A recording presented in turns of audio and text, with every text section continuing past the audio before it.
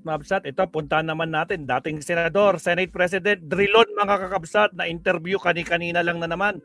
Legal ba ang pagpapalit ng liderato sa Senado? Pakinggan natin, Senator Drilon, mga kakabsat.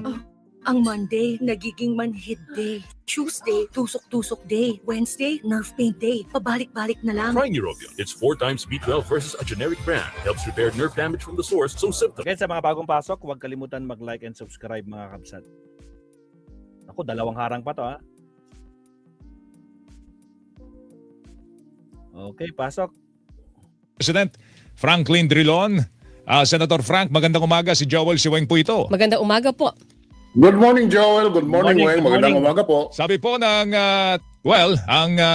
hindi na po siya Senate President ngayon, pero sinasabi po illegal ang nangyaring takeover o kudita kahapon dyan po sa Senado. Ano ho ang legal basis ng pangyayari po kahapon sa Senado, Senator Frank? Ang legal basis po ay yung desisyon ng Korte Suprema sa Abilino versus Cuenco, kung saan ang sinabi ng Korte Suprema ay ang bilang ng quorum ay ang available senators na nandito sa bansa at pwedeng pumunta sa session hall.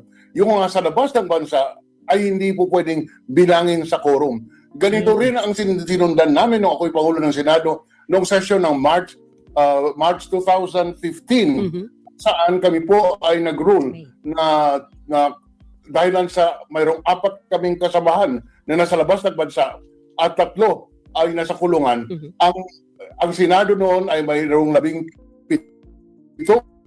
senador lamang, kaya po ang quorum ay madidetermine sa 17 available senators, hindi po sa 2-4. Kaya sa kahapon po ang nangyari ay sang-ayon sa desisyon ng Korte Suprema noong sa desisyon nila sa Abilino versus Cuenco at sang-ayon sa precedent o mga previous rulings ng Senado. Kaya po may basehan ang paghalal kahapon ng mga iba't ibang chairman ng iba't ibang committee at ng officers ng Senado. 12 boto po ang mayroon on the Senate floor.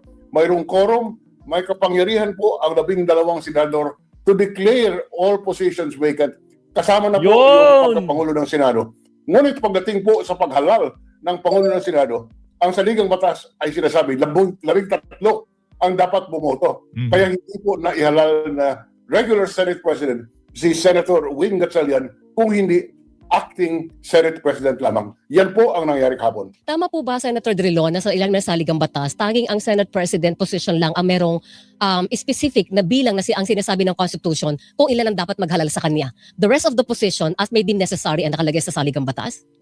Tama po yan. Sa ating saligang batas, ang Pangulo lamang ng Senado ang nire-require na 13 ang boboto. Sa ibang position po, umpisa sa Senate President pro tempore, sa Majority Leader, sa Minority Leader, at Chairman ng mga komite, ang requirement lamang ay quorum. At kung 50% plus 1 of the quorum. So mali ang sinasabi po ni dating Senate President pro tempore Loren Legarda na illegal ang pagkakalaga bilang bagong Senate President pro tempore kay Senator Wing Gatchalian. Tama ba, Senator Frank? Natural po yan, nasasabihin ni Senator Loren na illegal dahilan sa Gusto niya wala na. nag-take over ang kabilang grupo. Natural po yan, na ganyan ang opinion. Ngunit sa aking tingin bilang isang abogado, may basihan po ang ginawa kahapon. May basihan. Mayroon tayong kasabihan kami mga abogado. There must be regularity in the performance of functions. Tama po ang ginagawa ng ating mga kawani sa pamahalaan hanggang hindi ma-reverse ng Korte Suprema. Dahil po hindi naman po pwede na dahil sa pag-iisip natin ay mali, hindi na natin gawin. Dahil sa pag-iisip natin na iyan ay hindi sang-ayon sa saligang batas, hindi na natin gagawin. Dahil kung ganyan po ang pag-iisip natin, hindi po makakagalaw ang gobyerno. Kailangan po, kaya ang sinusunod na patakaran sa ating batas ay regularity in the performance of official functions. Hanggang hindi po ma-reverse ng Korte Suprema, binibigyan ng sapat na legalidad ang mga desisyon ng ating mga kawani ng pamahalaan. Senator, so ang dapat sundin ngayon sa mga patakaran, sa mga pagpapatakbo ng Senado ay walang iba kundi ang grupo ni Senate Pro Tempore Sherwin Gatchalian. Tama po? Tama po yan, Weng. Dapat yan ang susundin. Yan ang susundin ng ating mga kababayan.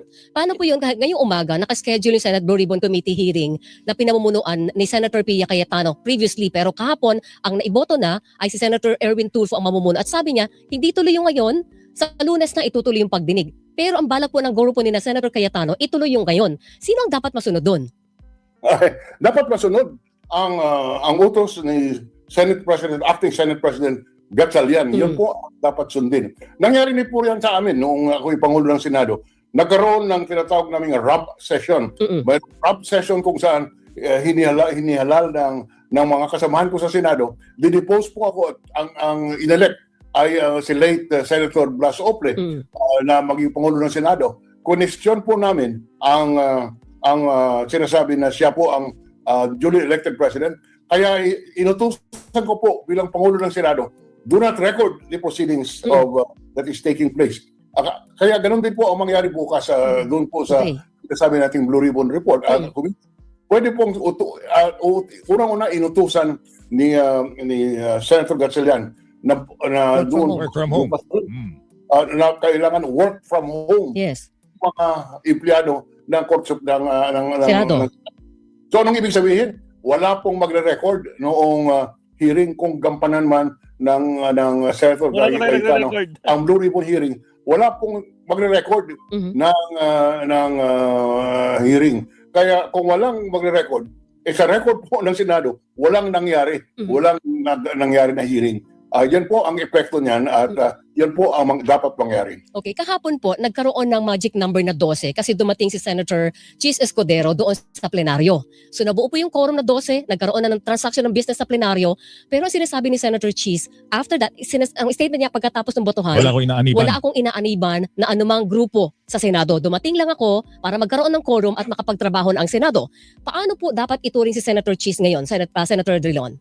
Ano po ang tanong, Weng? Pakiulit lang. Paano po natin ituturing si Senator Chis Escudero ngayon? Majority ba siya or minority pa rin or independent? Majority po, majority. Kasama siya sa grupo ni Senator Wing Gatchalian. Sang-ayon po ako sa sinabi niya, kailangan siyang sumipot at pumunta sa session as he did. Dahilan po pag hindi siya pumunta, ay talagang impasse, wala pong deadlock po sa Senado at walang magawang trabaho. Hindi po ito ang intensyon ng ating saligang batas. Hindi po pwedeng pabayaan natin ang sitwasyon na ang Senado ay hindi ginagampanan ang kanilang tungkulin.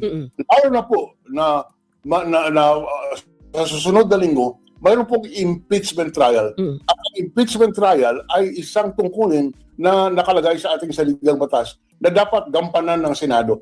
Kung mayroong deadlock po, as it happened before Chis came to the Senate Hall yesterday, kung mayroong deadlock, hindi po magagampanan ng impeachment court ng Senado ang impeachment trial dahil lahat po ang desisyon ng assuming ni Alan Peter Cayetano ay hindi susundin, ay hindi magkaroon ng suporta dahil ang deadlock ang Senado. Kaya sa akin po, dapat sundin natin at bigyan natin ng regularity ang nangyari kahapon. Dapat suportahin natin na si Senator Gatchalian ang acting Senate President.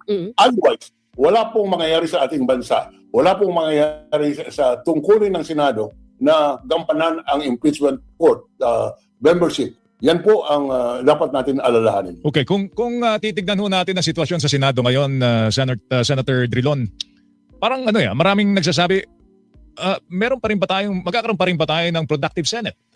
Dahil ito nga 10 sa 12. 12 lang po pumapasok. Di natin alam kung papasok pa yung grupo ng Cayetano-led minority now. May produktibong Senado pa tayo nakikita? Senator Drilon, sir? Joel, nasa mga senador po yan. Lalo na po sa 12 bagong mayoriya. Kung naipakita nila na dapat magtatrabaho na ang Senado para sa kapakanan ng taong bayan. Kaya po sinusuporta ko ang nangyari kahapon dahil it is to the public interest para po sa kapakanan ng ating bansa na magkaroon tayo ng Senado na nagtatrabaho.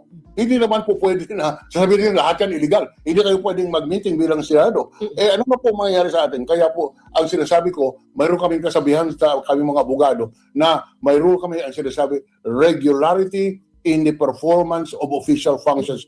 Ang ibig sabihin yan ay ang ginagawang trabaho ng kawani ng pamahalaan, yan po ay legal hanggang sa sasabihin ng Korte Suprema na yan po ay walang basihan. There is presumption of regularity in the performance of public functions. Pero meron pong legal na opsyon ang company na Senator Alan Peter Cayetano para igiit yung kanilang pagiging pamuno sa Senado. Pwede po sila pumunta sa Korte Suprema at sasabihin, mali yung nangyari kahapon, dapat kami ang kilalanin na opisyal ng Senado, hindi yung si Senator Gatchalian at ang mga ibang senador na nahalal kahapon. Pwede pumunta sa Supreme Court at kukwestiyonin ang nangyari kahapon. Ngunit bigyan ko po ng diin na hanggang sabihin ng Supreme Court na mali yun, yun po ay susundin na tama. Ang nangyari kahapon susundin na tama hanggang sasabihin ng Supreme Court na hindi po pwede yan. Okay. Pangalawa, yan po ang Supreme Court na sa ating sistema ay pwedeng hindi i-entertain, hindi po tanggapin yung petition ng Senator Cayetano dahil siya pwedeng sabihin ng Korte Suprema, problema po yan ng ating mga politiko at ang mga politiko ang dapat magbigay ng solusyon doon sa problemang yun. Huwag kayo pumunta dito sa amin sa husgado dahil kami ay hindi mga politiko at yan po ang tinatawag nating political question na hindi po sasalian ng Korte Suprema dahil hindi naman politiko ang mga nasa Korte Suprema. Yun po ang pwede mangyari, ngunit uulitin ko lang. We cannot be rendered ang gobyerno ay hindi pwedeng hindi tatakbo dahilan po sa deadlock sa Senado. Kailangan maipagpatuloy ang trabaho ng Senado at hanggang hindi masabi ng Korte Suprema na ito po ay mali, yan po ay kilalaning tama. Okay, doon sa binanggit po ninyong dapat magpatuloy po ang trabaho po ng Senado, ang parating ginigiit po ng Solid Block 11, kaya gusto nila magkaroon ng quorum, dahil gusto nilang maipasa yung mga panukalang batas na napakahalaga. Diyan po yung Magna Carta doon sa mga barangay workers, no, health workers. Pati ho yung issue tungkol po doon sa hospital detention bill. Pero kahapon, di naman nagawa yun, Wing. Nagawa ba yun? Adjournment sinidi. Nag-adjourn ka agad eh. Parang ang dating lang sa ibang mga observers sa Senator Frank, inagaw lang yung poder. Tapos nag-adjourn na. Hindi naman tinalakay yung mga mahalagang bills na yun. Anong observation niyo po doon, Senador? Dahil wala nang natitirang panahon. Last day kahapon. Huwag natin kalimutan. Last day kahapon ng sesyon under the legislative calendar. Pwede pong mangyari, tatawag ang Pangulo ng special session para po talakayin itong sinasabi ninyong mga panukalang batas at talakayin at pag-uusapan noong Senado. Kaya lang po hinartake up yung hapon dahil lang sa nakikita naman natin, wala nang mangyayari, nagkakagulo. Kaya ngunit hindi ibig sabihin na hindi na pwedeng ipasa yung mga panukalang batas. Ang sabi ko nga, pwedeng tumawag ng special session ang Pangulo para talakayin lamang itong binabanggit nating mga panukalang batas na nabinbin. Okay. Senator Drilon, salamat po sa oras. Thank Magandang you. umaga po sa inyo, Good sir. morning, Thank you. sir. Thank you. Thank you, sir. Good morning Si po. dating Senate President Frank Drilon, mga kapuso. Yun. Senator Drilon, mga kakabsat. Alright, maraming salamat. Saksi sa double Wait lang. Nag-play na naman siya kaagad eh. Alright, so ayun nga mga kabsat, no? So yung nangyaring pagpapalit ng chairperson, mga kabsat, legal na legal yun. No? Legal yun, nasa rules din nila yun. Kasi nga, may quorum sila, 12, at pinakita ko na sa kanyo kanina, ilang beses nang umaten ng quorum yung tatlong yan, si Loren, si Pia, tsaka si Alan, no? Meron pa yung talagang perfect attendance silang tatlo. Do 12 lang sila ngayon. Kine-question nila, bakit 12? Diyos ko po, Rudy. Naku naman. So, ayan, mabsat. So, next topic tayo. Diyos ko po. Next. Last second to the last topic tayo bago tayo mag-end. Countdown muna tayo, mabsat. Here we go.